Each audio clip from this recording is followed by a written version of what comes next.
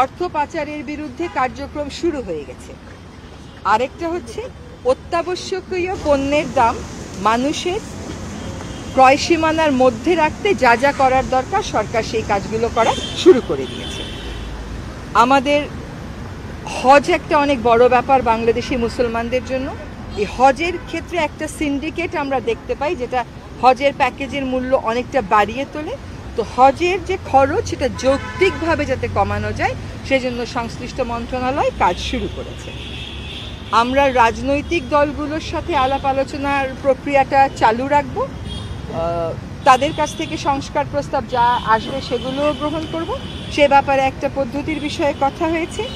আমাদের আগে একটা পদ্ধতি ছিল জিও এনজিও কোঅর্ডিনেশন, সরকার এবং বেসরকারি প্রতিষ্ঠানগুলোর কোঅর্ডিনেশন, সেটাকে আবার রিভাইভ করার একটা সিদ্ধান্ত নেওয়া হয়েছে। আর আমরা দায়িত্ব গ্রহণের সময় থেকে 1 মাসের মধ্যে কোন কোন মন্ত্রণালয় কি কি কাজ করেছে, সরকার কি কি কাজ করেছে সেগুলোর ব্যাপারে একটা নোট প্রস্তুত করে আপনাদেরকে দিয়ে দেব। না, এরকম খরচের কোনো কত হতে পারে, কত কমাবে এসব কথা হয়নি। তবে প্যাকেজটা যে অনেক বাড়তি এবং এটা যে কমানো সম্ভব এটা দেখা গেছে প্রাথমিক বিশ্লেষণে এবং কমানোর জন্য ব্যবস্থা। আমি না বলি নাম বলবেন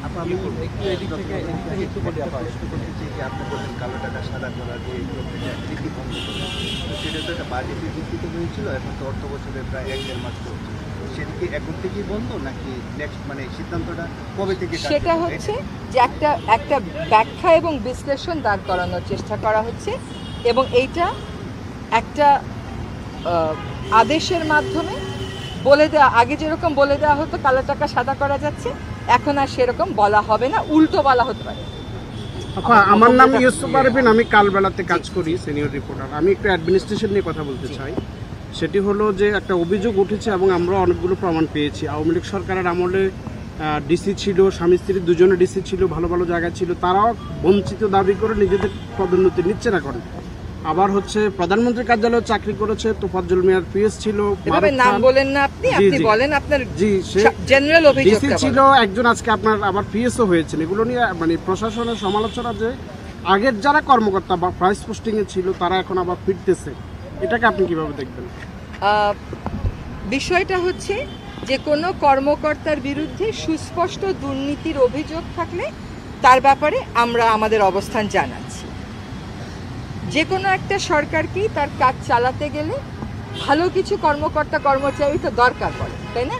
তো যদি আমরা দেখি যে এফিসিয়েন্সি আছে, তার ব্যাপারে কোনো তাৎক্ষণিক সিদ্ধান্ত গ্রহণের প্রয়োজন নাই। আমাদেরকে তো কাজটা নিয়ে আগাতে হবে। আমি যদি আগের সময়ে যারা কোনো ভালো পোস্টে ছিল তাদের কাউকেই নেব না এমন নীতিগত সিদ্ধান্তে চলেছে, তাহলে আমি কাজ আগাবো কেমন করে? সেটা তো একটা বড় প্রশ্ন। কারোর ব্যাপারে সুনির্দিষ্ট কোনো অভিযোগ থাকলে সেটা জানাবেন। এই রিজিম, সেই রিজিম, আগের রিজিম, পরের রিজিম বললে আর আমাদের সাথে অন্যদের তফাৎটা কি রইল? একটা তফাৎ তো আমাদেরকে আনতে হবে। সুনির্দিষ্ট অভিযোগ থাকলে নিশ্চয়ই আপনারা জানাবেন, জনপ্রশাসন মন্ত্রণালয় আছে তাকে জানাবেন।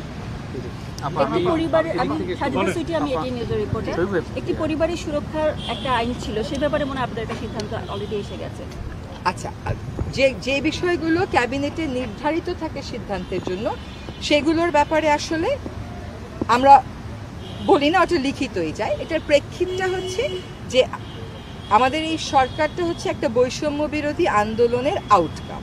তো সেখানে আদৌ নিরাপত্তা সংস্থা মনে করে কিনা যে এরকম দরকার আছে, সেখানে উত্তরটা হচ্ছে এরকম বিশেষ নিরাপত্তার দরকার আছে বলে তারা মনে করে না, আর এটাকে বৈষম্যমূলক মনে করা হয়েছে, সেটার ভিত্তিতেই সিদ্ধান্ত গ্রহণ করা হয়েছে।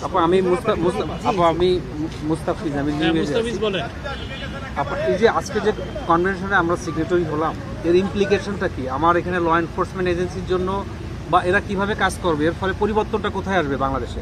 প্রথম পরিবর্তনটা আসবে হচ্ছে যারা গুমের শিকার হয়েছেন তারা একটা সুরক্ষা পাবেন, সেই মেসেজটা গেল। দ্বিতীয় মেসেজটা গেল যে সরকারি পর্যায় থেকে যে ফ্যাসিবাদ কায়েম রাখার জন্য বিভিন্ন প্রতিষ্ঠানকে ব্যবহার করে এই বিরুদ্ধ মতকে দমন করার জন্য গুম করে ফেলা, এইখানেও একটা শক্ত বার্তা গেল যে এসব আর হবে না। এখানে একটা স্পষ্ট বার্তা গেল। আর আসলে কি জানেন, গুম তো আপনার করার কথাও না, আপনি করতেছেন, করতেছেন বলেই আমাকে এখানে প্রকাশ্যে অবস্থান নিতে হচ্ছে। এখন একটা সরকারের জন্য, একটা বাহিনীর জন্য গুম করার তো তার কোনো লাইসেন্স নেই, তার কোনো আইনগত এখতিয়ার নেই। সে বিভিন্ন মতামতকে দমায় রাখার জন্য এই কাজগুলো করে এবং সেখানে সে কতগুলো যুক্তি দেয়, যেমন সরকারের বিরোধিতা করছিল, জাতীয় স্বার্থের পরিপন্থী কাজ করছিল। এই সমস্ত কখনো জাস্টিফাই করা যায় না। এই প্র্যাকটিসগুলো মাস্ট স্টপ, আর এটা প্রথম থেকেই বন্ধ থাকার উচিত ছিল না বলেই আমরা এটা করেছি।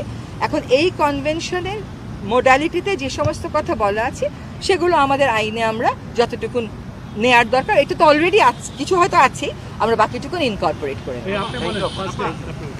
গুম বিরোধী যে কনভেনশনটা হলো, সেক্ষেত্রে আমরা যদি অতীত অভিজ্ঞতা দেখি যে বা বিভিন্ন বাহিনী যাদেরকে গুম করেছিল, তাহলে বাহিনী হিসেবে তাদের উপর দায় আসছিল এবং তাদের বিচারের আওতায়। আচ্ছা, এই কনভেনশনটা আপনি তো আজকে অনুস্বাক্ষর করলেন, এটা অনুস্বাক্ষরের কাগজ জমা পড়ার পর থেকে কার্যকর হবে। এর আগে যে গুমের ঘটনাগুলো হয়েছে এগুলোর জন্য কিন্তু অলরেডি একটা কমিশন হয়েছে, সেই কমিশনের কার্যপরিধি বলে দেওয়া আছে, সেখানে দেখবেন যে কাউকে কোথাও বাদ দেওয়া হয়।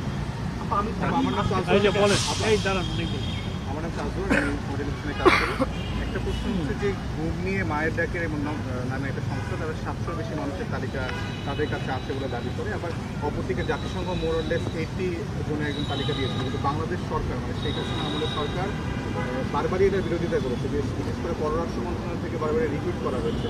সরকার থেকে কোনো তালিকা কি আসলে প্রকাশ করা হবে কিনা গত 15-16 বছর যারা? আপনি যদি ওই কমিশনের গঠনটা পড়েন, কার্যপরিধি পড়েন, সেখানেই বলা আছে তারা কি করবে, এবং তার মধ্যে তো অবশ্যই তালিকা একটা করতে হবে চূড়ান্ত করে।